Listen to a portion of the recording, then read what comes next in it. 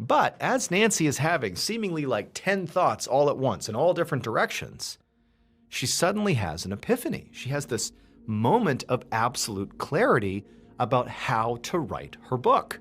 It was like all these elements came together and were showing her the way. And so in an instant, she turned back around and she drove back home to get to work.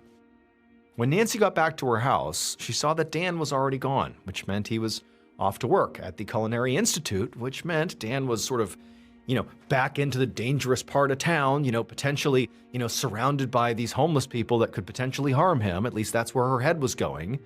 But she told herself she needed to focus. She needed to just do the writing while she had this moment of clarity.